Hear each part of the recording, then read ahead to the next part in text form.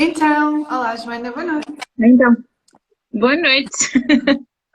Tudo bem? Obrigada pelo convite já agora. Foi com muito gosto. Esta é a minha primeira live do Dr. Travel. Se Boa. calhar, para quem ainda não seguia a página, eu tenho esta página desde 2018 e falo um bocadinho sobre viagens, mais no estilo de viagens com propósito, com a integração com os locais, que eu partilho muito fotografias de rua e assim. E então achei que fazia todo sentido convidar-te, porque penso que muito do meu público partilha dessa visão. E então, Boa. ia-te perguntar se querias partilhar um bocadinho do percurso de para onde, em que é que consiste, como é que foi isso? Boa. Olha, então, vou tentar ser sucinta, porque quando me pedem sempre para falar da para onde, eu ligo o turbo e falo. Mas vou tentar ser concisa e direta. E então, explicar-te um bocadinho que a para onde surgiu. Nós não somos assim já com um grande historial, digamos assim. Vamos celebrar agora 5 anos enquanto associação apenas. Mas a realidade é que já existimos desde 2014 e existimos da vontade da Inês em querer tornar acessível a qualquer pessoa fazer voluntariado pelo mundo. Era uma coisa que ela, faria, que ela costumava fazer e fazia muito e ainda faz, mas e aliar um bocadinho esta questão das viagens com o voluntariado. E então o site na altura surgiu, era uma plataforma digital e surgiu em 2014, um bocadinho para facilitar as pessoas na procura de organizações internacionais que recebessem voluntários e, portanto, a ideia era que isto não passasse daí e não passasse apenas de uma plataforma digital e onde as pessoas pudessem autonomamente e por sua livre e espontânea vontade fazerem uma pesquisa, tipo um OLX, sabes? Com uma listagem de várias organizações e olha, vou para a Ásia, deixa-me lá ver que organizações é que existem, onde é que eu posso fazer voluntariado. A ideia era essa, quando nós surgimos, não havia nada. Mas o que aconteceu foi que a caixa de e-mails e o telefone da Inês rebentou de mensagens e de pessoas que queriam saber mais e queriam saber se a organização era segura, se ia estar alguém lá à espera, como é que era o dia-a-dia do voluntário, como é que se tratava do visto, onde é que se compravam os bilhetes, como é que se compravam os voos mais baratos, etc.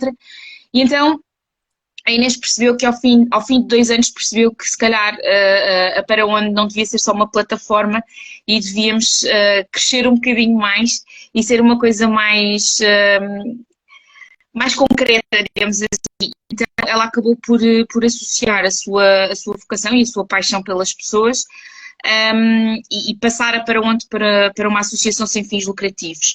E é quando se dá esta transição que nós passamos e deixamos de ser uma plataforma só informativa e passamos a ser uma organização com um propósito, com uma missão, com valores e, portanto, passamos não só a promover o voluntariado internacional, mas também promovemos o voluntariado nacional. Na verdade, o que nós promovemos não é propriamente o voluntariado em si, mas sim esta diversidade e este juntar pessoas diferentes através do voluntariado, porque tanto eu como a Inês, como qualquer pessoa que faz parte da equipa, conheceu pessoas graças ao voluntariado e pessoas que entraram nas nossas vidas, aprendizagens que tivemos, desenvolvimento de competências que tivemos, que se não fosse através de um percurso de voluntariado isso nunca teria acontecido.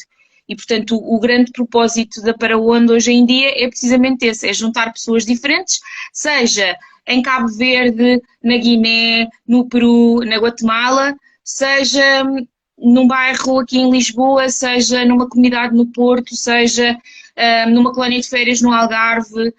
O objetivo é sempre juntar pessoas diferentes pelo mesmo objetivo. Exato.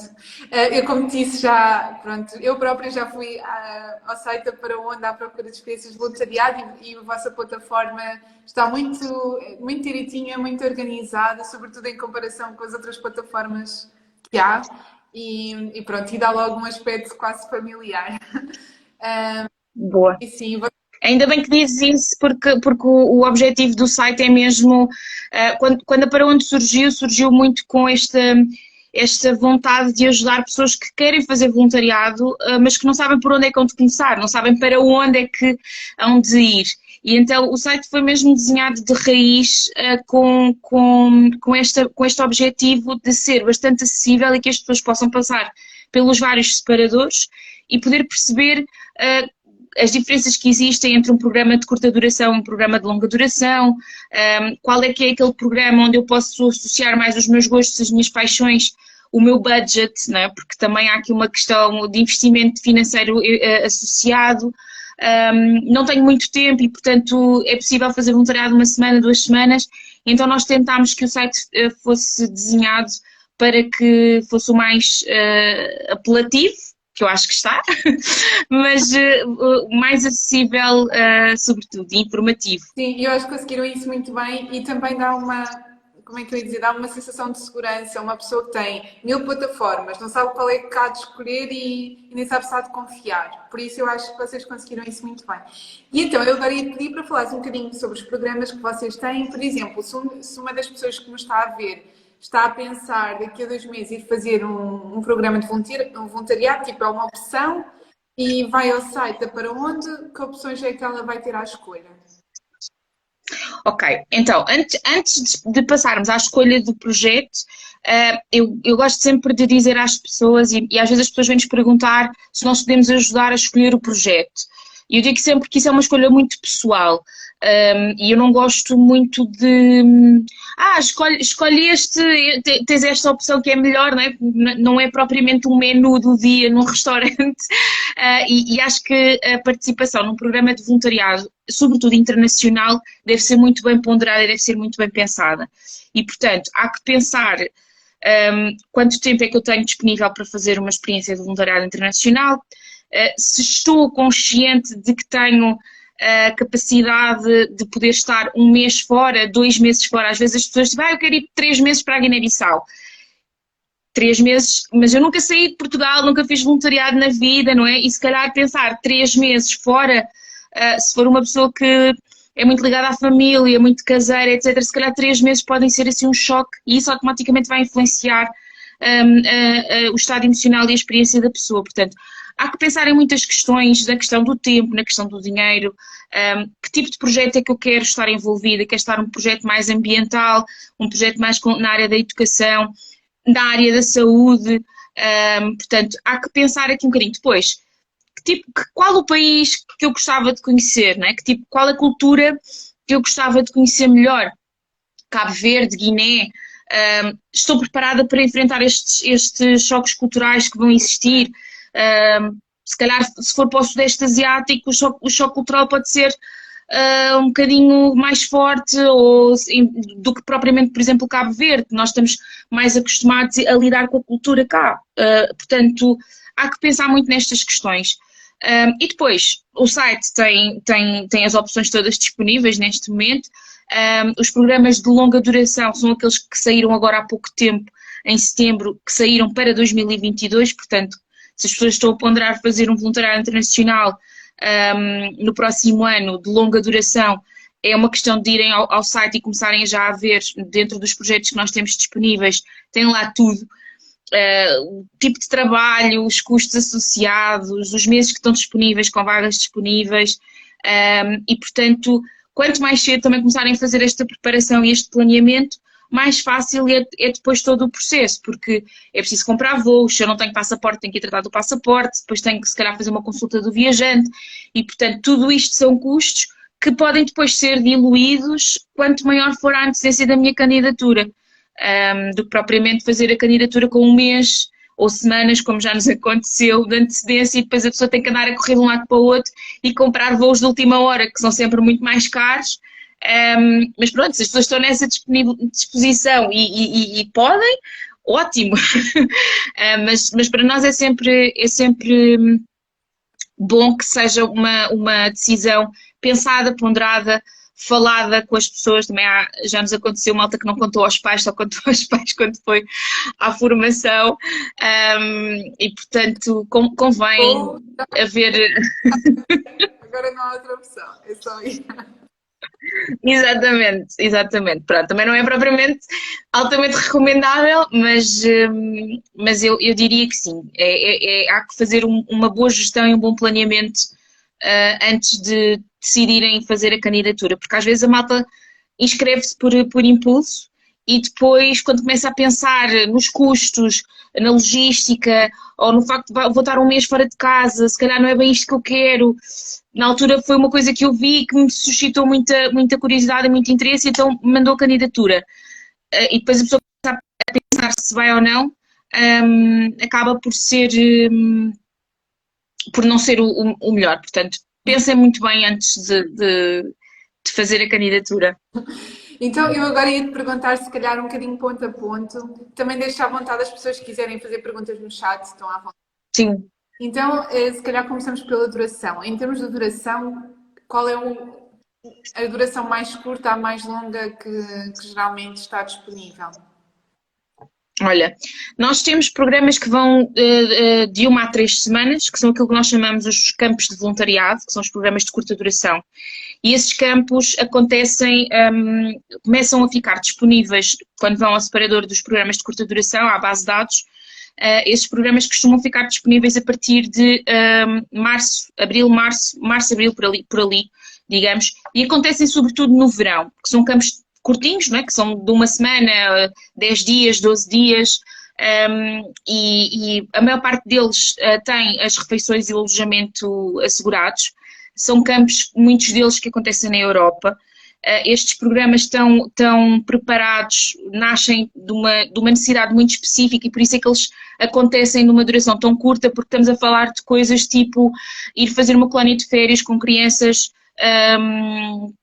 refugiadas que estão num centro de acolhimento em Itália, por exemplo, ou ir trabalhar numa quinta biológica nos Alpes Suíços durante uma semana ou 2 semanas. Portanto, são coisas muito curtinhas, com tarefas muito bem delineadas já todos os dias e, portanto, é super simples, é super fácil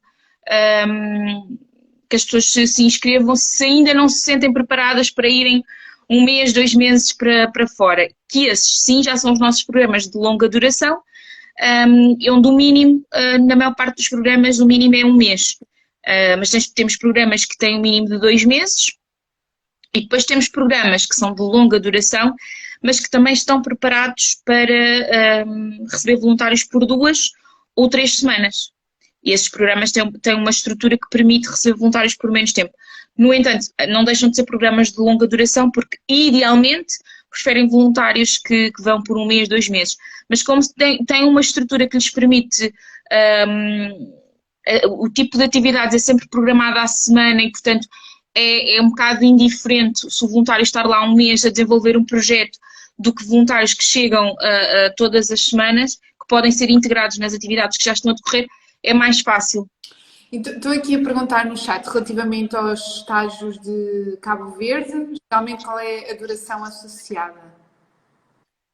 Os programas de voluntariado, não sei se a pessoa disse foi estágios... Voluntariado. Não, os programas de voluntariado em Cabo Verde, nós temos 4. Sim. Um deles tem um mínimo de 2 meses, que é na Ilha de Santiago, na Vila do Tarrafal. É um projeto na área da educação e do desporto. Uhum. Depois temos um programa na Ilha do Mai, que é um programa de conservação ambiental, que está maioritariamente ligado à vida marinha, à biosfera marinha, à proteção de tartarugas. Esse tem um mínimo de duração de 2 semanas, portanto, quem quiser ir por 2 ou 3 semanas pode ir, mas só a partir de julho, que é quando começa a época da desova. Depois temos um programa na Ilha de São Vicente, que tem um mínimo de 1 mês, que é um programa de desenvolvimento comunitário, portanto, os voluntários tanto podem estar a trabalhar com crianças, como também podem estar a fazer atividades com idosos, como podem estar a reabilitar uma casa de uma família que precise, como podem estar a fazer rastreios de saúde na comunidade. É um projeto que abrange várias áreas de intervenção. E depois na Ilha de Santo Antão, outro projeto que recebe voluntários por 2 semanas mínimo, que é um projeto ligado às artes, ao desenvolvimento cultural e artístico na comunidade de Porto Novo, tanto com crianças, mas também com trabalho com idosos em centro de dia. Muito bem, acho que dá para ver que, pronto, vocês têm imensas áreas para todos os gostos, é só mesmo. Sim. Para além de Cabo Verde, quais é que são assim, os destinos mais escolhidos, ou que as pessoas costumam gostar mais? Tenho que falar de São Tomé, porque São Tomé é sempre um destino muito concorrido, digamos assim, a seguir a Cabo Verde, e portanto... Um bocadinho sem rede, estás a falar de que destino? Ah, desculpa, mas estás-me a ouvir bem? Agora sim, mas às vezes Se for... as falhas. Ok. Estava a falar de São Tomé. Sim, sim. Portanto, além de Cabo Verde, São Tomé é sempre um destino muito apetecível, digamos assim, muito concorrido pelos voluntários. E nós temos dois projetos ligados à educação em São Tomé. Um projeto na cidade e outro projeto numa zona rural, que é a Vila de Guadalupe, e que trabalha também com a Roça Agostinho Neto. E, portanto, são dois projetos que estão ligados à educação, à promoção da educação, neste caso, mas em contextos muito, muito diferentes. Apesar de ser no mesmo país, são em contextos muito diferentes. Porque E pronto, acho que... Diz. Um é no meio mais rural e o outro é mais... Sim. Há uma grande discrepância entre as zonas rurais e a cidade, digamos assim, não é? Quer em termos de bens e de oferta de bens e de serviços, quer até a própria dinâmica é muito diferente e, portanto, quem procura um projeto mais numa onda mais... Assim, não podemos comparar as cidades europeias e as nossas cidades com uma cidade em África, e neste caso em São Tomé. Mas ainda assim tens muito mais diversidade de bens e serviços e de acessos do que propriamente num meio rural. Claro que o meio rural também tem outras vantagens, porque estás muito mais em contacto com a comunidade, vives muito mais a experiência de proximidade com as pessoas. E também tem essas vantagens. Agora, se calhar se me perguntares, há mais probabilidade de haver falhas de água ou de luz na cidade ou no meio rural, obviamente que o meio rural há sempre mais probabilidade, porque os acessos a este tipo de bens e serviços são sempre inferiores do que se estiveres na cidade principal, não é? Onde tens todos os hotéis, os supermercados, etc., onde estão maioritariamente os turistas e, portanto, ali se calhar a água e a luz não falha tanto. Ok. E eu gostava de perguntar, há experiências de voluntariado e nós sabemos que às vezes as organizações... Perdi-te uns segundos. Pronto, eu ia dizer que nós sabemos que o turismo de voluntariado é uma das áreas do turismo que tem mais crescido nos últimos tempos. E eu queria te perguntar se os projetos a que vocês se associam têm de facto mais valia para a associação. Ou seja, quando uma pessoa vai, se vai ajudar a associação, se a associação de facto beneficia com essa pessoa ou se é quase uma questão de turismo. Ok. Nós trabalhamos sempre com organizações locais, maioritariamente locais, e que não têm propriamente uma estrutura muito grande, ou às vezes até nem sequer têm propriamente uma estrutura.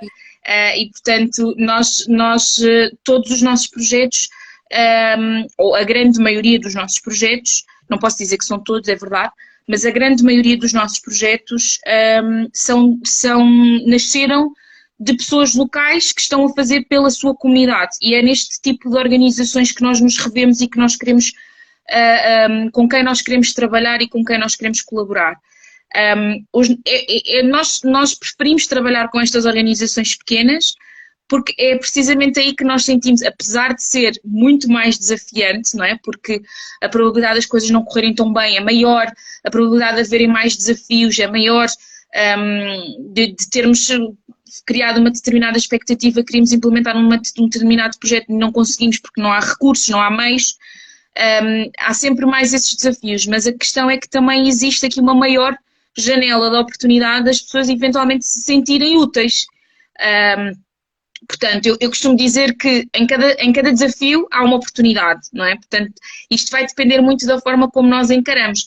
Se vamos estar à espera de uma organização extremamente bem montada, com alta estrutura, com sistema hierárquico, com tudo muito bem delineado, um plano de atividades anual, com um coordenador que me vai dizer agora vais fazer isto, a seguir vais fazer aquilo, agora vais para ali, agora vais...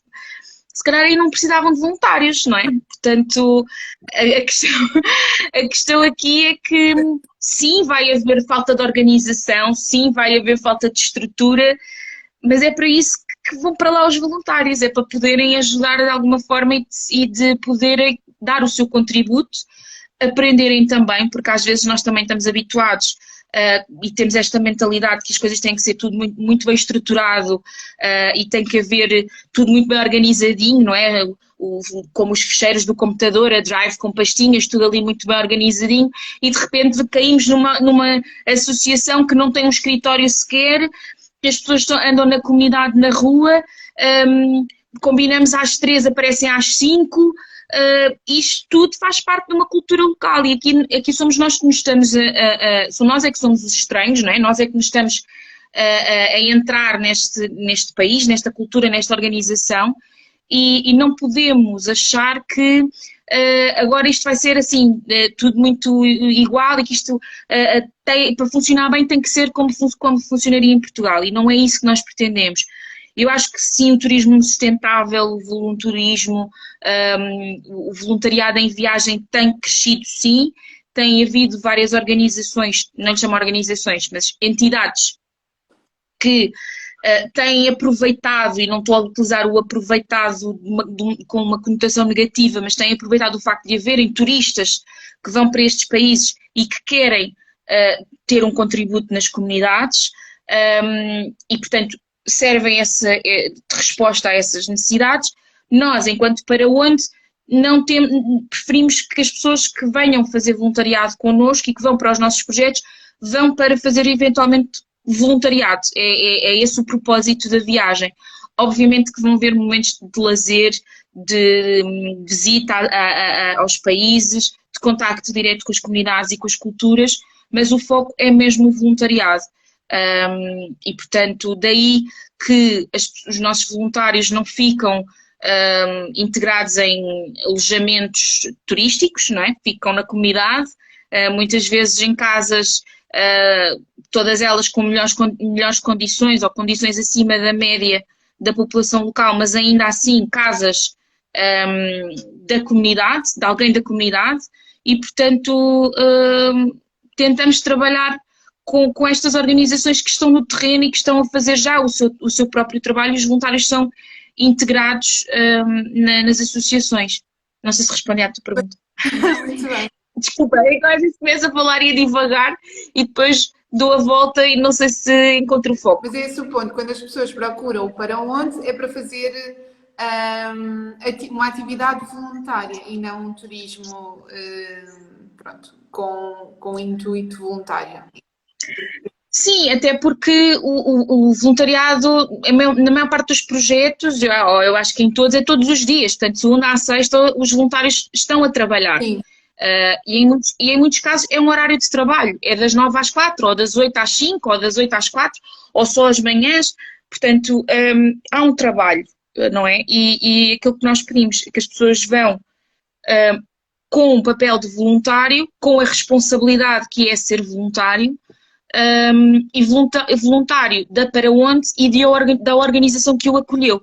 E isto é muito importante, porque há comportamentos que não se deve ter, há atitudes que não se deve ter, e temos sempre que tentar respeitar não só o facto de estarmos a ir por uma organização de envio, mas que também temos uma organização de acolhimento. Se nós não queremos ter este peso, esta responsabilidade ou este papel, então mais vale sim procurar ir fazer voluntariado a título individual. Vais fazer um mochilão pela América do Sul e o que não faltam são organizações que te acolhem, onde tu podes pernoitar durante uma semana e estás a colaborar na associação, ou fazes couchsurfing ou whatever, e estás a viajar e ao mesmo tempo estás, e existem plataformas para isso, né? A Workaway, o Ideal, isso tu podes ir procurar esse tipo de projetos que estão acostumados a isso e em que a carga do voluntariado é muito menor do que propriamente esta, que aqui o foco é mesmo o voluntariado, e existe uma organização de envio e existe uma organização de acolhimento. Ambas têm missão, ambas têm valores e as pessoas que vão integrá-las nestes projetos têm que ter isso muito bem presente. A Patrícia Santos está aqui a dizer que já fez voluntariado em São Tomé e adorou. Então agora eu ia te perguntar como é que é o dia-a-dia do voluntariado, se nos consegues explicar mais ou menos. Pronto, já disseste que, claro que é muito variável, mas só para as pessoas terem uma ideia, não sei se consegues. Olha, eu não sei se está aqui algum voluntário nosso a assistir e que me queira dar aqui uma mãozinha, mas porque lá está, depende muito dos projetos, depende muito. E eu costumo dizer, quando as pessoas às vezes me dizem, temos aqui um bocado de tempo livre. O tempo livre só existe se nós quisermos, portanto nós podemos aproveitar até o nosso tempo livre para podermos fazer outras coisas, se acharmos que podemos ainda fazer mais. Mas que também é importante termos o tal tempo livre e o tempo para nós. Agora, imagina, tu podes, assim, é mesmo muito difícil dizer-te, deixa lá. Mas lá está, tem aquele horário de trabalho que depende da organização. Há projetos que têm esse horário de trabalho, por exemplo, se estiveres num centro educativo, como é o caso, por exemplo, de Moçambique, ou do tal projeto no Tarrafal que eu falei, ou mesmo em São Tomé, onde existe um horário, né? Porque se os miúdos têm aulas de manhã, à tarde estão disponíveis, então o teu trabalho vai ser mais à tarde, ou então, se há miúdos que têm aulas à tarde, de manhã estão disponíveis, então tu de manhã vais estar a dar apoio aos miúdos. Portanto, isto depende muito do projeto e das atividades que estão a decorrer, sim. E depois, obviamente, se tu quiseres criar o teu próprio projeto, porque nestes programas de longa duração há muita abertura para isso, e se tu quiseres criar o teu próprio projeto, tens essa liberdade e depois também podes ter um horário complementar, ou seja, eu posso de manhã, olha, eu gosto muito de dar aulas de inglês, então de manhã vou dar ateliês de aulas de inglês aos miúdos que têm aulas à tarde, então assim de manhã têm aulas de inglês comigo, à terça e à quinta. E depois, às tardes, como tenho a tarde livre, se calhar vou criar um ateliê de trabalhos manuais e vou desenvolver trabalhos manuais com os miúdos. Isto depois é sempre muito ajustável, também consoante as necessidades do projeto, obviamente que se vão alterando de mês a mês, não é? Porque normalmente chega ali aos meses de verão e muitos destes projetos têm as colónias de férias com os miúdos, portanto aí é fazer colónias de férias com os miúdos das comunidades. Mas depois durante os outros dias ou durante o resto do ano acaba muito por ir partindo daquilo que são as necessidades dos projetos e das competências dos voluntários. Nós tivemos uma voluntária em Cabo Verde que teve a dar aulas de balé, porque ela teve balé e queria ensinar balé às miúdas, então durante 2 semanas que esteve em Cabo Verde teve a dar workshops de balé. Isto acaba sempre por ser muito diversificado, o que também torna o projeto ainda mais interessante, os projetos ainda mais interessantes. E quando o voluntário vai, ele já sabe para o que é que vai? Já tem mais ou menos a ideia da estrutura do projeto e assim? É assim, nós temos a base daquilo que é o que está no nosso site, não é? A maior parte dos programas é aquilo, portanto, é um centro educativo que dá apoio escolar e não sei o quê. Agora, depois quando lá chegas, obviamente que vais conhecer o projeto, vais conhecer a realidade, vais perceber que tipo de estruturas é que tem a nível físico, não é? O que é que tu podes fazer. Os próprios responsáveis olham para a tua candidatura e dizem, olha, eu gostava muito, tu que és da área sei lá, design de moda, pudesses ensinar às meninas aqui a fazer workshops de costura ou criarmos aqui um projeto na área da moda. As tarefas realmente são... Ai, agora deixa-te ouvir. Eu não sei se Deixa-te ouvir. Estás-me a ouvir? Ai, espera. Agora estou, parou de repente. Sim, agora já se ouve. Pronto, agora não sei onde é que eu estava, mas as tarefas vão sendo muitas vezes planeadas à semana. Portanto, normalmente ali à segunda ou à sexta-feira os voluntários sentam-se com os coordenadores dos projetos e veem o que é que podem fazer na semana seguinte. E acaba sempre por ir partindo muito dessa ótica.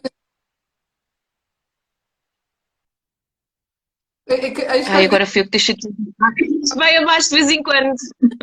Em termos de custos e de segurança, como é que uma pessoa planeia os gastos que vai ter? Qual é a tua experiência sobre isso? Na descrição de cada projeto, nós já temos lá aqueles custos que nós sabemos que as pessoas eventualmente poderão ter, não é? Para os programas de longa duração existe uma taxa, longa e de curta, existe sempre uma taxa de inscrição associada, que é o único valor que a Paraonde recebe, que é uma taxa que depois vai servir para cobrir todo o apoio que nós damos, porque isto é uma coisa que eu esqueci-me de referir, é que nós damos todo o apoio às pessoas desde o início, desde o momento em que recebemos a candidatura até o regresso. Nós estamos sempre a acompanhar e a dar todo o apoio logístico até ao momento em que a pessoa regressa. Portanto, mesmo quando lá estão, nós estamos sempre em contacto com os voluntários para perceber como é que as coisas estão a correr, qual é a dinâmica, para termos também notícias deles, que tipo de trabalhos é que andam a fazer, etc. E, portanto, essa taxa é a única coisa que é dada para onde serve para cobrir esse acompanhamento. Depois, obviamente que existem os valores de alojamento e de alimentação vão dependendo de cada projeto. Há organizações, por exemplo, que conseguem oferecer o pequeno almoço e o almoço, há outras que conseguem oferecer as 3 refeições, há outras que não têm forma de garantir essas refeições e, portanto, isso fica a cargo dos voluntários. E isso está tudo discriminado no site, qual o custo do alojamento, qual o custo das refeições, em média, normalmente, com quanto é que as pessoas devem contar para comprar os voos, se têm ou não que fazer o passaporte, quanto é que é o passaporte, quanto é que é o visto, dependendo de cada país também, contar com a consulta do viajante e com o seguro. Isto são aqueles custos básicos que nós temos no site. Depois, obviamente, que vai depender muito daquilo que tu quiseres fazer. Por exemplo, se quiseres, durante o mês que estiveres em São Tomé, se quiseres aproveitar para ir nos últimos 3 ou 4 dias ao Príncipe, isso vai ser uma responsabilidade tua e, portanto, tens que contabilizar isso no teu budget. Se quiseres aproveitar os fins de semana para ir conhecer a ilha e ficar a dormir noutras zonas da ilha, isso é algo que tu também tens que contabilizar. Portanto, isto acaba por ser muito volátil e depende sempre do tipo de vida que tu queres fazer nos projetos.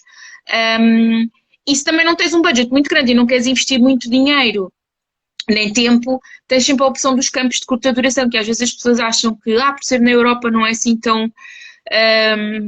parece que não é tão sedutor, não é? Porque a pessoa acha que não... A pessoa acha que ir fazer voluntariado na Suíça não é propriamente sair da sua zona de conforto, mas é assim, se estiveres a passar 2 semanas nos Alpes Suíços, a fazer limpeza de uma reserva natural, com voluntários de vários pontos do mundo, acabas por sair da tua zona de conforto, porque acabas por estar num contexto diferente na mesma, ter contacto com uma realidade diferente, com pessoas de nacionalidades diferentes. Há muita gente que nos pergunta, mas eu não estou muito à vontade com o inglês. Olha, aproveita para treinar, para desenvolver, porque é uma ótima forma da pessoa se desenrascar, digamos assim. Eu acho que nós conseguimos ter uma oferta para todas as carteiras e para todas as agendas e para todo o tipo de pessoas, que também é muito E importante. quanto à idade, há limite de idade? Vocês promovem mais em determinadas faixas etárias? Ou como é que... A esmagadora maioria dos projetos exige o mínimo de 18 anos. Mínimo. Não tem máximo de idade. Pronto. Não existe máximo de idade. Agora, há também, inclusivamente, projetos que aceitam voluntários a partir dos 15, 16 anos. Sobretudo nos campos na Europa, nos campos de voluntariado na Europa, alguns campos aceitam voluntários menores. Portanto, nós não temos máximo de idade, nem temos essa política, porque lá está, o nosso objetivo é sempre juntar pessoas diferentes em idade, diferentes em contexto, em formação, em experiência, porque acreditamos que todas estas pessoas podem acrescentar sempre alguma coisa ao projeto e acrescentar-nos uns aos outros, não é? Olha, Joana, já estou mais convencida. Foi o que eu percebi. Para onde Já vendi! toda. Qualquer pessoa que vá ao site tem lá os projetos, o preço mais ou menos estimado. E então, se uma pessoa daqui que se quer inscrever, qual é que é o processo? Quanto tempo é que demora, mais ou menos? Olha, Há projetos que são muito rápidos, a pessoa numa semana consegue saber se foi aceito ou não, às vezes até no próprio dia, outras vezes em 2, 3 dias. Mas o processo é muito simples, é irem ao site, olharem para os separadores todos, ver os programas que querem e depois, ok, já decidi, é mesmo este projeto que eu quero, é fazer a candidatura. Eu digo sempre, invistam tempo a fazer candidatura, porque nós recebemos muitas mensagens, nós recebemos muitas candidaturas, tentamos nunca excluir ninguém, mas a realidade é que, tendo em conta o volume de candidaturas que nós temos vindo a receber, tem que haver critérios, porque depois também o impacto que as pessoas têm nos projetos não pode ser negativo. Nós não queremos, se o objetivo é enviarmos voluntários que vão ajudar um projeto, não vamos enviar voluntários que ainda vão dar mais trabalho às organizações e, portanto, eu peço sempre às pessoas para pensarem bem, para lerem bem os projetos, para ponderarem bem a decisão e depois é fazer a candidatura, que é muito simples, é preencher um formulário e enviar uma carta de motivação. O link para o formulário está no site? Conhece a Janice? Não. Não. Pronto. Espera. Janice, artista visual, está a pedir para se juntar. Podias conhecer. Pronto, Não. ok, desculpa. Temos na página das candidaturas, portanto, no separador das candidaturas, está lá também tudo explicado, os passinhos todos, é preencher o formulário, enviarem-nos uma carta de motivação. A carta de motivação só é em inglês quando é um país que não é de língua portuguesa. E depois, todo o processo é feito connosco. Nós articulamos sempre tudo, tem uma resposta sempre da nossa parte. A partir daí, cada organização tem o seu próprio processo de seleção de voluntários. Há organizações que marcam a entrevista com os voluntários, há outras organizações que decidem com base na carta de motivação e do formulário e dão-nos logo a resposta. Portanto, vai depender de cada projeto, mas é relativamente rápido. À exceção do projeto da Guatemala, que é o único projeto que é específico para profissionais e estudantes da área da saúde, que assim é um bocadinho mais exigente do processo de seleção, porque estamos a falar de uma clínica, não é? E, portanto, os coordenadores da organização têm que fazer uma boa seleção dos candidatos e há várias entrevistas, há um processo um bocadinho mais burocrático, porque lá está, estamos a falar de pessoas que vão estar a tratar diretamente de outras pessoas numa clínica e, portanto, aí o peso da responsabilidade é muito maior e, portanto, tem que haver um maior cuidado na seleção. Agora, nos restantes, desde que a pessoa consiga, através da carta de motivação, que eu costumo dizer que é o passaporte, não é? Que nós não conhecemos a pessoa, é a primeira coisa que eu vou ler é a carta de motivação. E aí é importante tu referires um bocadinho da tua história, da tua experiência, das tuas competências, porque é que escolheste aquele projeto e não escolheste outro projeto qualquer, como é que tu achas que vais contribuir, porque é que é importante para ti participar neste projeto, porque é que escolheste aquele país, no fundo qual é que é a tua verdadeira motivação para fazer voluntariado naquele projeto, naquele país em específico. E pronto, e se investirem um tempo a fazer uma boa candidatura, a probabilidade de serem aceitos é extremamente elevada, só se não houver vagas é que não conseguimos aceitar. Acho que já, não sei, acho que já frisámos os pontos principais. Se alguém tiver mais alguma dúvida, pergunte aqui no chat, está bem? Nós perguntamos à Joana. E agora, eu ia te perguntar se querias falar um bocadinho da tua experiência pessoal, que eu acho que é sempre, sei lá, divertido. Eu tive uma experiência de voluntariado na Sérvia e gostei, foi a melhor viagem que eu já fiz, porque lá está, permitiu também contactar não só com os outros voluntários, mas ter uma experiência mais próxima com os locais. É uma experiência que eu valorizo muito. E para além, obviamente, de poder ter contribuído com o meu conhecimento para a comunidade. E então eu queria saber das tuas experiências, se quiseres partilhar connosco. Olha, eu comecei a fazer voluntariado em Portugal aos 16 anos e acho que é sempre diferente quando nós já temos alguma bagagem enquanto voluntários aqui em projetos em Portugal e depois quando vamos lá para fora. E foi muito importante para mim fazer um percurso de voluntariado em Portugal, até ir por volta dos, nem sei com que idade é que tinha, mas foi em 2013, portanto já foi há algum tempo, a minha primeira viagem internacional, o meu primeiro voluntariado internacional, que foi em São Tomé, precisamente, onde tive 1 mês e meio, e na altura fui implementar um projeto de capacitação de pessoas com deficiência. Foi uma experiência muito desafiante, porque fui-me focar num problema que nem sequer era reconhecido pelo próprio país. Portanto, as pessoas com deficiência nem sequer eram reconhecidas pelo próprio país, e foi muito desafiante, mas foi das experiências, se não a experiência que me fez crescer mais enquanto pessoa. Tive muitas saudades de casa, foi muito duro, não vou mentir e nunca minto, nunca escondo, que passei muitos dias triste, com muitas saudades, e daí eu dizer que é sempre muito importante as pessoas pensarem, e eu se calhar não tinha ponderado bem esta coisa de estar tanto tempo fora de casa, e isso automaticamente acabou por influenciar a minha experiência, mas depois lá está, quando nós aprendemos, quando ganhamos esta consciência e aprendemos a ver as coisas numa outra perspectiva, acabei por ainda conseguir aproveitar muito da experiência, acabei por deixar uma sementinha muito pequenina na comunidade onde estive, e obviamente que isso fez de mim a pessoa que hoje sou, e que se trabalha nesta área, e se estou na para onde foi muito por causa dessa experiência em São Tomé. Mas depois já estive em Moçambique, já estive em Cabo Verde, vou voltar agora a São Tomé no próximo mês. Eu procuro sempre fazer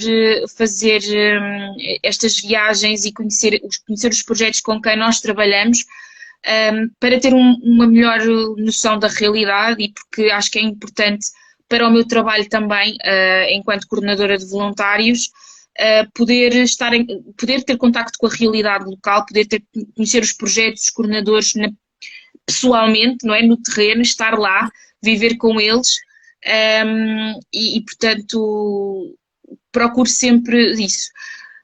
Experiências assim, pá, eu digo que isto não é propriamente, o voluntariado faz parte da minha vida, não é? Para onde, para mim, eu brinco a falar a sério que isto para mim não é um trabalho.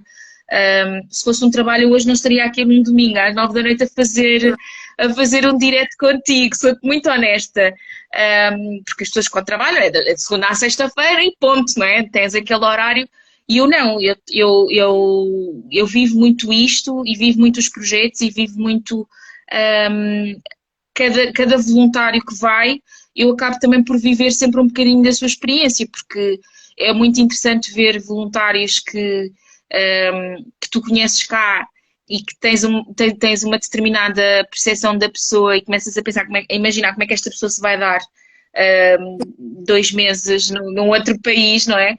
E acompanhares esse processo de transformação é incrível.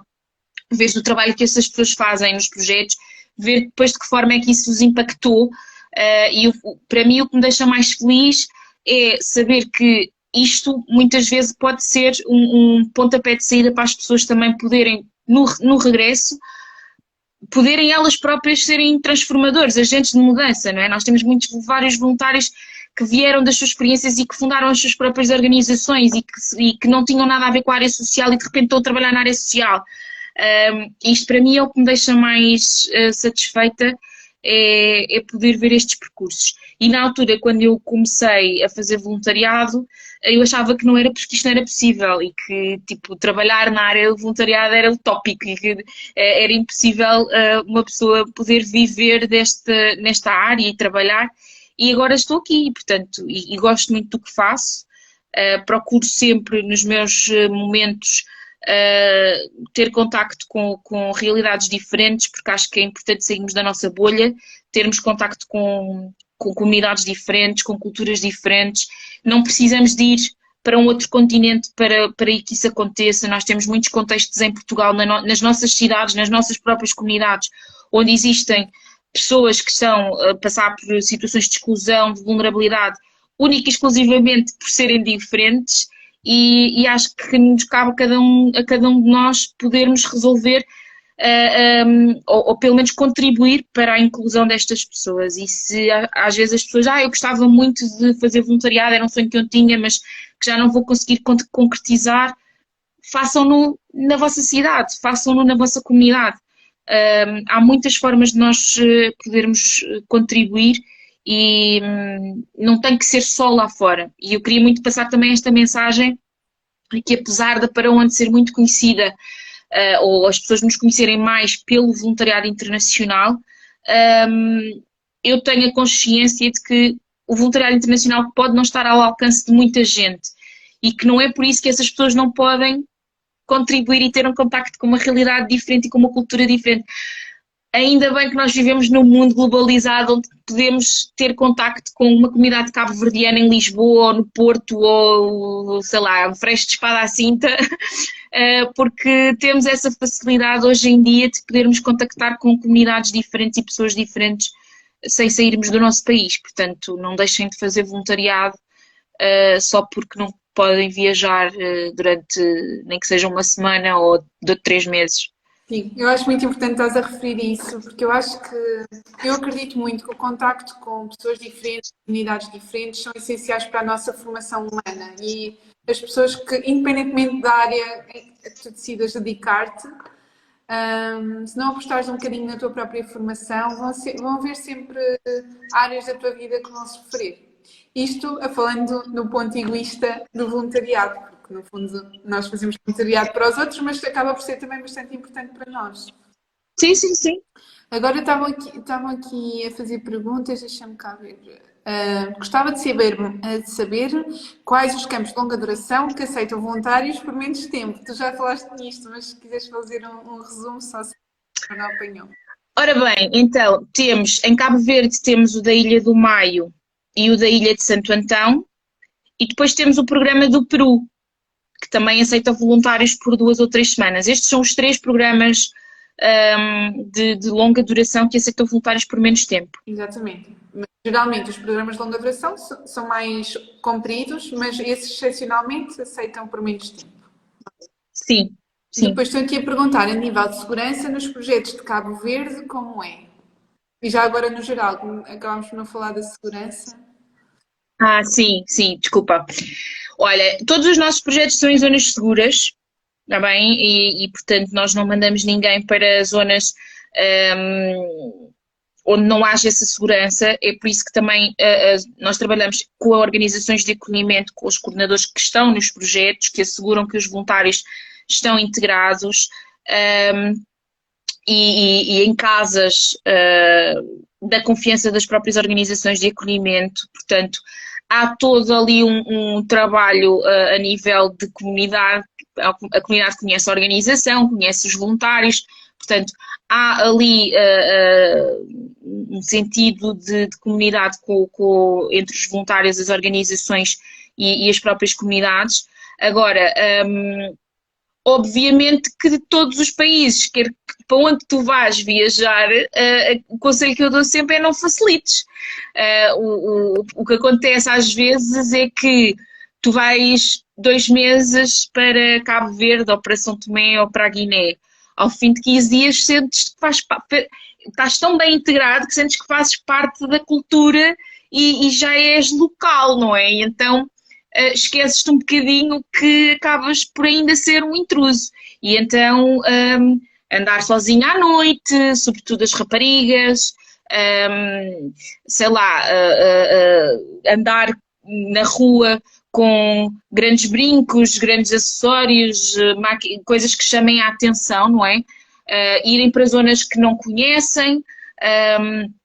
Portanto, aí, obviamente, cabe um bocadinho do bom senso de cada um. Agora, o que eu posso garantir é que todos os projetos são em comunidades seguras, nunca aconteceu nada de grave com ninguém, mas lá está, é sempre ter o máximo de cuidado possível, não é? Se vão passear ao fim de semana, querem visitar não sei o quê, avisem sempre os coordenadores para vos aconselharem como é que é a maneira mais fácil de irem, onde é que podem ficar, porque as pessoas conhecem, não é? Às vezes até se oferecem para ir com os voluntários, portanto, acaba por ser muito mais fácil quando nós. Eu gosto que as pessoas se sintam integradas e locais, mas também ter sempre alguns cuidados, sim. Mas isso eu acho que qualquer pessoa que viaje para qualquer lado do mundo, não E é? até mesmo em Portugal. Não é preciso ter esses. Exatamente, exatamente. Aqui temos a Ana Lúcia, está a dizer que está a gostar muito deste esclarecimento e pergunta se ainda há vagas para este ano. Isto é muito em cima para se inscrever. Olha, nós temos vagas para dezembro, sobretudo para o mês de dezembro, em São Vicente e em Moçambique, no projeto de Marrakech. Portanto, se o mês de dezembro for uma opção, sim. Então tens de despachar. Sim, sim. E o Peru também está com vagas, sim. E eu ia te perguntar mais uma coisinha em relação agora à pandemia. Mudou alguma coisa Uhum. em termos de proteção para os voluntários? Pronto, o que é cuidados é que eles devem ter e de que forma é que eles estão protegidos? Olha, nós em 2020 foi aquele ano que toda a gente quer esquecer, não é? Portanto, nós tivemos um ano sem projetos, sem voluntários, e isto também causou, teve muito impacto nas organizações de acolhimento. Felizmente que este ano, desde março, nós conseguimos ter voluntários no terreno, e felizmente nós tivemos alguns voluntários que ficaram infectados com Covid, mas felizmente também nenhum deles teve sintomas graves, nem teve problemas maiores. Conselhos sempre que eu dou, além da consulta do viajante, fazerem um bom seguro de viagem. Muito importante, que eu também faço consulta do viajante, então estou sempre. Pronto, além da consulta do viajante, fazer um bom seguro de viagem, que se calhar era uma coisa que as pessoas antes da pandemia Não ligar. não ligavam, não ligavam muito, não é? Mas hoje em dia eu aconselho muito um bom seguro de viagem com coberturas relacionadas com a Covid, seja em relação ao adiamento de voos, seja a cobertura com alojamento para o caso de terem que ficar isolados. Não há Pronto. Depois, algum seguro em especial? Trabalham com algum seguro?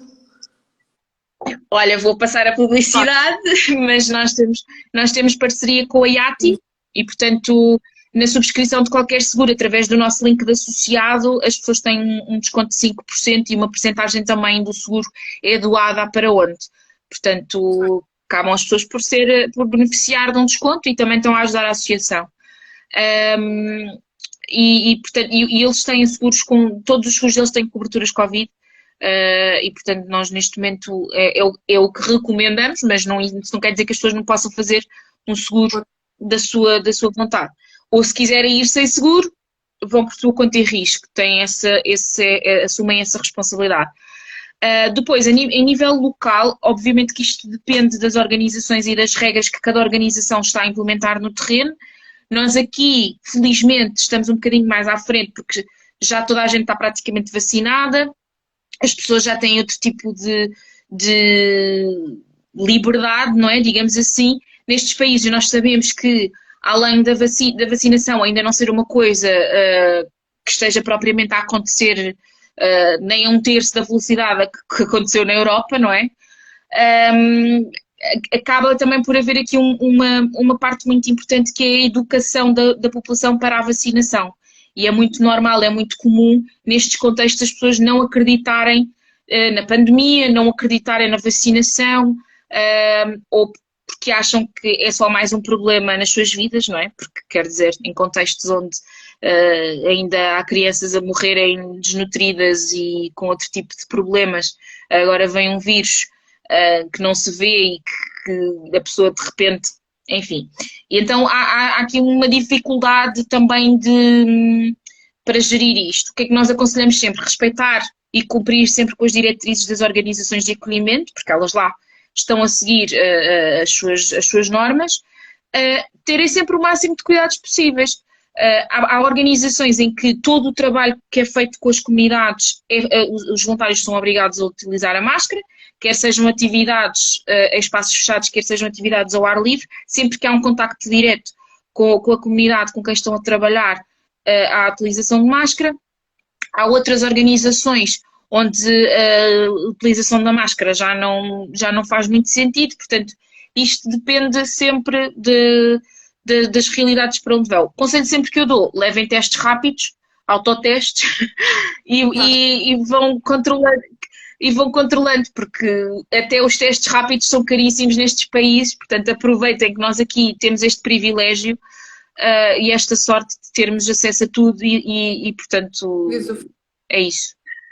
Sim. Olha, acho que demos uma boa visão geral do que é para onde e como as pessoas podem fazer voluntariado através da vossa organização. E olha, resta-me agradecer-te muito por teres participado no primeiro live. Eu acho que foi uma grande. Foi uma honra. Obrigada, Rita, por este convite. Nós esperemos que possamos fazer mais coisas juntas. Tá bom?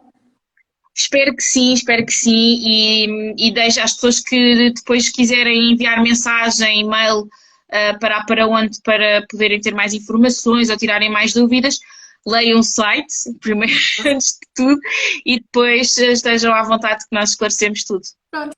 E obrigada mais uma vez pelo convite. Obrigada também por teres vindo um domingo à noite. Um beijinho. Tchau, tchau.